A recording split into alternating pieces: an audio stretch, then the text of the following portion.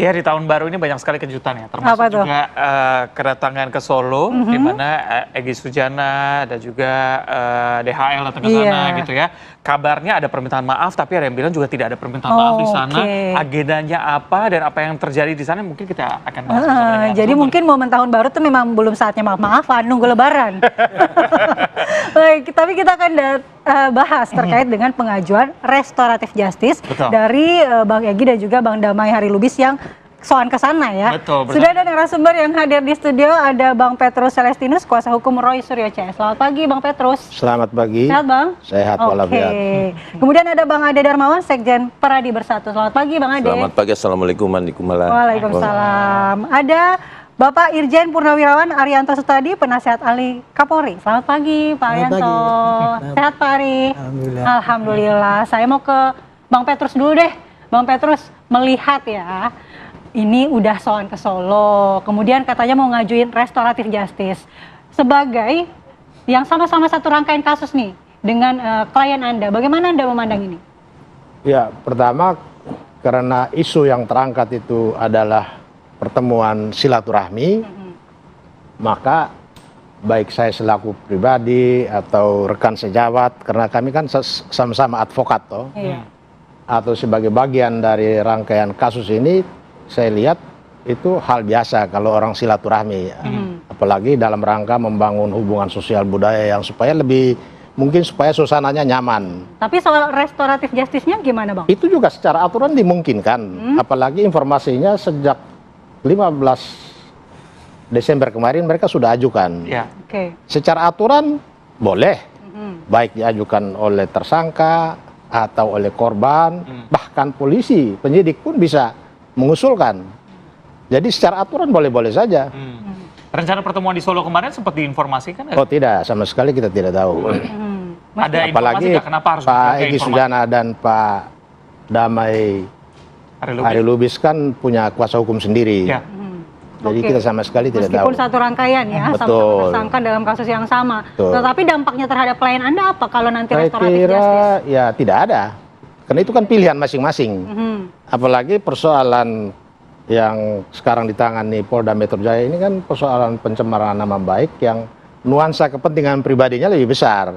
Jadi hubungan antar pribadi itu ya boleh saja mereka saling kontak untuk mencari jalan. Tapi kan sebelumnya sempat ada statement juga dari Bang Roy Suryo yang mengatakan ya kita bisa lihat nanti yang mana pejuang, yang mana pecundang gitu.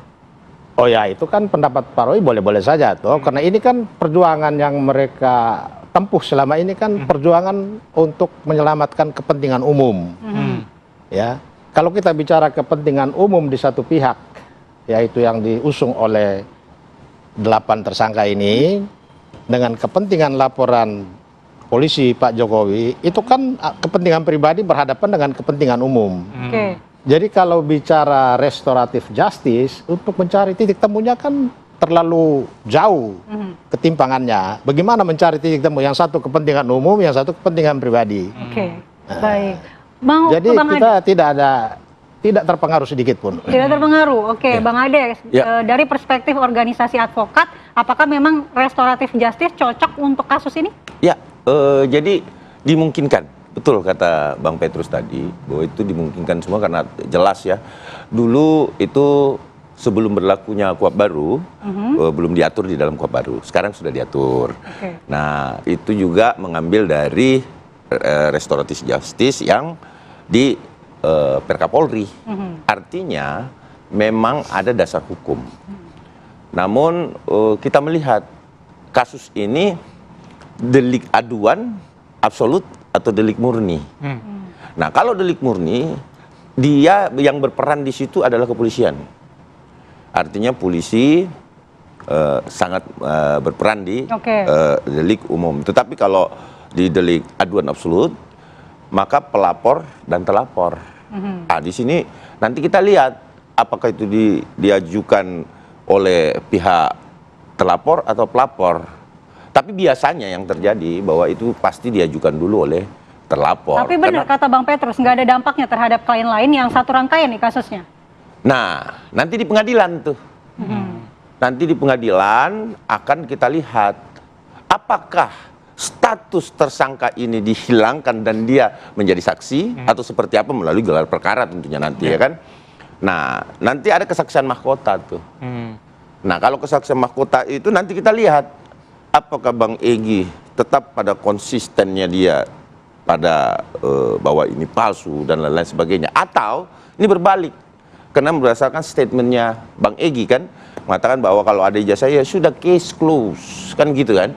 Nah, kesaksian mahkota bisa saja dihadirkan nanti Bang Egy. Apakah dia pro dan kontra nanti? Nah, di sini menarik nanti di pengadilan. Tapi itu kita lihat dulu apakah Bang Egy bersedia atau tidak. Kalau dia sudah menempuh restoratif. Tapi ini belum kok, masih pengajuan. Kita dipanggil beberapa pelapor, saya juga mendampingi pada saat itu. Dan itu saya melihat bahwa ini sudah diajukan oleh pihak terlapor. Sehingga apakah kita menyetujui atau tidak, karena polisi di sini sebagai fasilitator itu. Ya. Oke. Nah, nanti kita ketemu semua tuh, duduk bersama. Nah, kalau terkait pertemuan di Solo, saya rasa karena ada hubungan baik aja sih. Dan itu baik. Menurut saya sesuatu yang baik.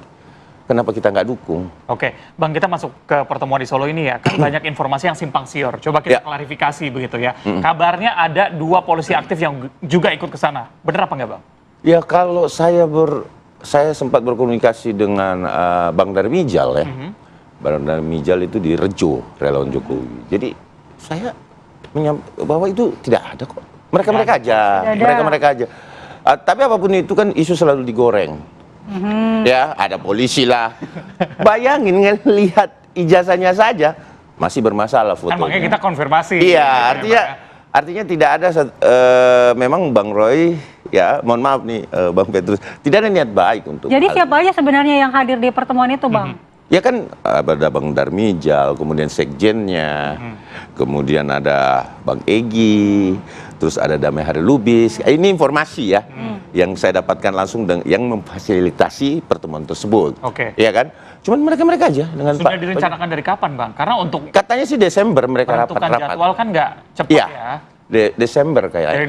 Dari Desember. Oke. Ada terjadi rapat antara Bang Darmijal dengan Bang Egy. Kalau nggak salah sempat ke rumahnya ya. Nah, itu mungkin perencanaan di situ. Pertanyaan berikutnya adalah ada permintaan maaf atau tidak di sana?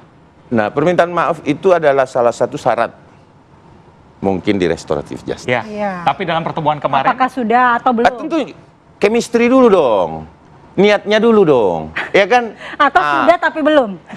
Tapi saya yakin dari penyampaian teman-teman bahwa ada doa bersama dan ditutup dengan ditutup dengan kata maaf, terus sehat terus dan lain-lain sebagainya. Saya rasa itu tergantung siap yang menghadiri situ. Apakah pemahamannya bahwa saya sudah meminta maaf atau tidak? Nah, ini. Nggak dihitung gitu. kali ya? Dia nggak hitung. Nah, betul. Lebaran baru dihitung. Lebaran nanti baru dihitung. Tapi apapun itu, kita tetap mendukung lah. Kalau memang mau restoratif justice. Tapi kalau tidak pun kan tidak apa-apa, kita kan pihak korban. Pihak korban tidak pernah mempermasalahkan.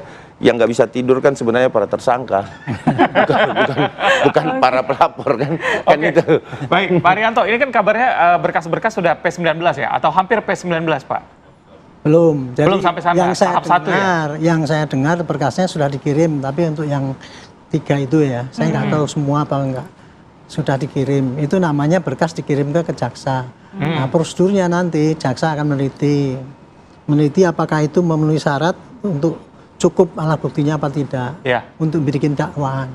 Kalau jaksa masih menilai kurang, maka dia akan mengembalikan ke penyidik dengan kalau ada petunjuk, misalkan ini kurang ini, itu namanya pakai P19.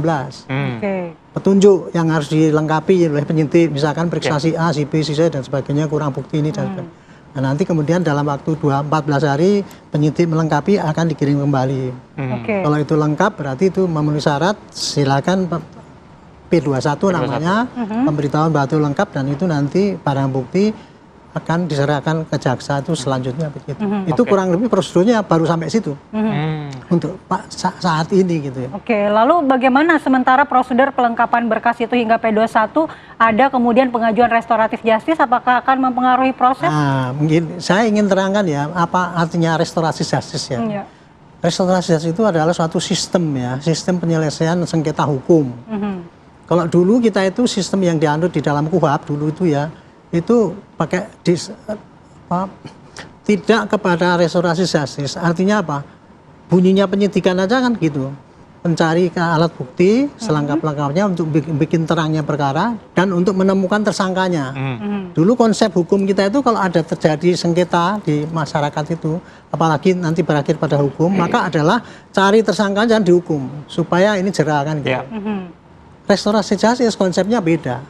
Cara penyelesaian hukum yang mencari ya, apabila terjadi tindak pidana ataupun sengketa kan menimbulkan kerugian ya.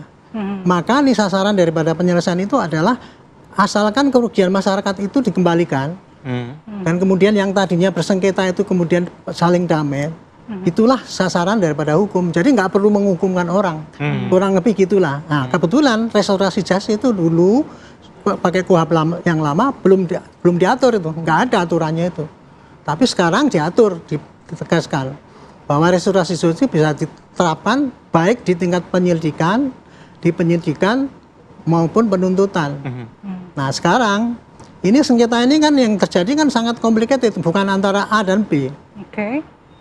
Bukan antara, kalau dulu kan kita kan melihat kan antara yang pembenci Jokowi dengan para pendukung Pak Jokowi kan itu cuma gitu doang ya.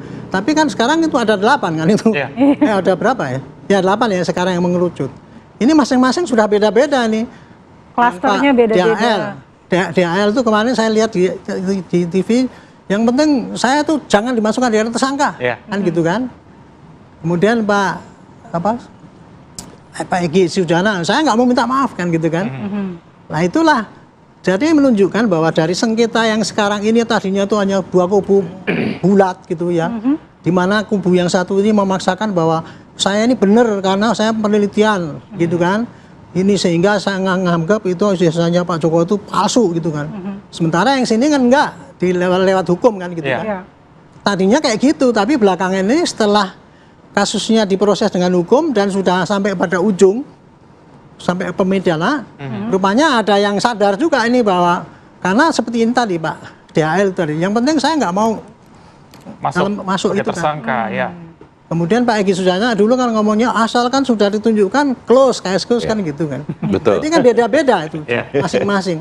Nah dalam hal inilah nanti ya penyidik itu dia kalau tugas penyidik adalah mengumpulkan barang bukti aja. Sekarang ini adalah melengkapi kiriman jaksa, serahkan jaksa. Tapi dalam perjalanan itu nanti seandainya dalam tingkat penyidikan itu kemudian ada yang pihak bersengketa itu tadi datang, Pak saya inilah saya tidak ingin ya rame-rame lagi lah, kita masing-masing damai aja lah. Nah, penyidik akan bisa memberikan kesempatan untuk itu karena boleh dipenyelidikan. Nah, syarat daripada restorasi justice itu adalah itu tadi ketentuan itu tadi pola yang dianut itu tadi. Satu, kerugian masyarakat dipulihkan, kegaduhannya hilang. Kalau ada kerugian sudah saling dibayar. Dan kemudian dua-duanya damai. Itu syarat untuk bisa ditempuh restorasi justice. Maksudnya apa? Supaya penyelesaian itu diakui bukan hanya orang yang bersengketa, tapi juga dimaklumi oleh masyarakat. Kira-kira begitulah. Jadi kayak ini kita lihat aja. Ada yang mau minta maaf, enggak apa-apa. Nanti restorasi justice itu berlaku untuk ini, untuk yang Pak Roy enggak. Itu sampai di pengadilan. Itu kalau bagi polisi bisa. Nah, tadi saya ingin tambahkan, ada polisi yang sana kok ikut-ikut ke sana, kan itu kan digoreng-goreng. Ya inilah saya sukanya ya dengan kasus ini. Saya sukanya apa? Karena ini makin berlarut-larut, makin rame, saya sering dipanggil di TV juga. Itu aja. Masyarakat juga jadi banyak. Ya, saya suka juga. Jadi ada pekerjaan tambahan. Kemarin itu kita berbincang dengan Bang Kozi, Ahmad Hozinuddin, kuasa hukum dari Rosiro CS yang mengatakan bahwa ini kok bisa berkas sudah mau diserahkan, padahal saksi-saksi yang meringankan belum dipanggil, padahal namanya sudah diberikan sudah lama. Mungkin Pak Rianto bisa jawab usai jeda. Tetap bersama kami di Apa Kabar Indonesia Pagi.